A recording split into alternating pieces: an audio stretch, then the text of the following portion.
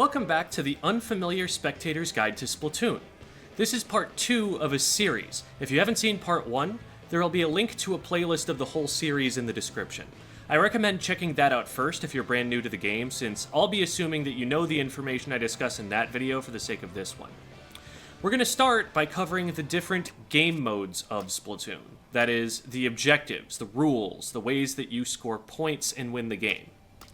In the configurations of the game that involve competing against human players, there are 5 game modes: Turf War, Splat Zones, Tower Control, Rainmaker, and Clamblitz.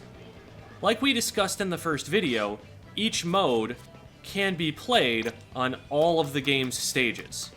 Turf War is unique, and it's the first mode that's available when you start playing the game online, so we'll talk about that first. Unlike the other modes, Turf War has its own online menu option called Regular Battles, and it's the default menu option when you open the online matchmaking menu in the lobby. The other 4 game modes aren't even playable until a player has played about 6 hours worth of regular battles and unlocked Anarchy battles.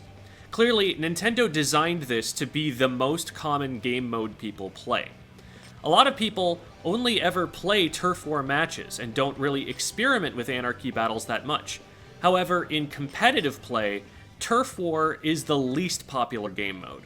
Even in Nintendo's game design, there is no ranking system for online matches in Turf War under normal conditions. While it's still featured in some significant competitive tournaments, like the Nintendo Championship events and the Koshien events, most of the time you'll only ever see the other 4 game modes. To explain why, let's talk about the mechanics of the mode. In Turf War, the objective is really simple. A game lasts exactly 3 minutes. Whichever team has the most of the map painted in their color at the end of those 3 minutes wins. This has some advantages and some disadvantages from the perspective of a competitive player.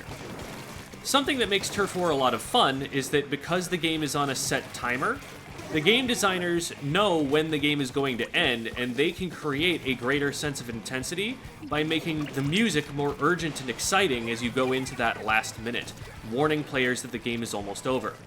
It's also a great game mode for beginner players because they'll be able to feel like they can contribute to the cause, even if they haven't figured out the difficult aiming mechanics and movement well enough to directly combat enemy players.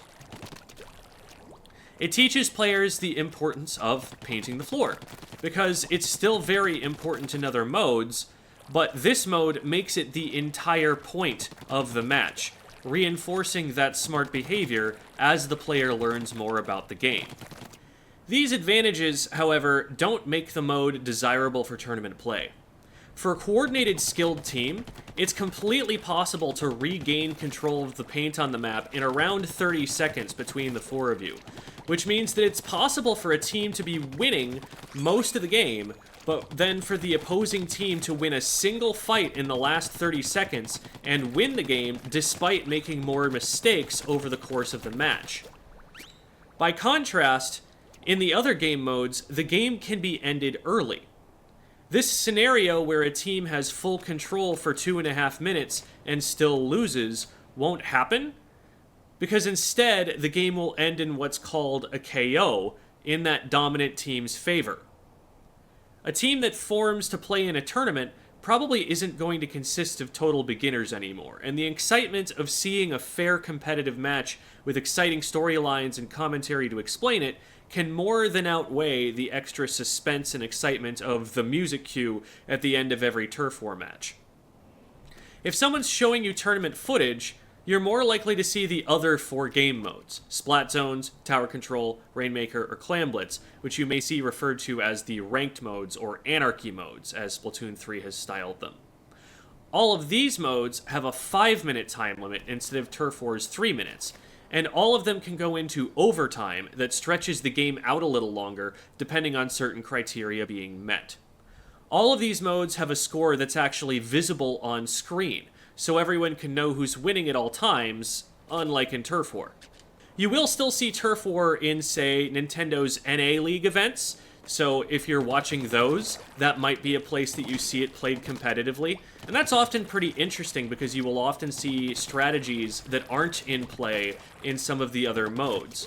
But most competitive players would argue that it would be better for Turf War not to be a part of that event at all for the sake of competitive integrity, and it's kind of a compromise between what Nintendo wants to be a part of their game's image and what's best for the competitive players. Come on back next time, and we'll go into some of the other game modes, some of the anarchy modes, as they're called, that actually see most of the competitive play in tournament settings.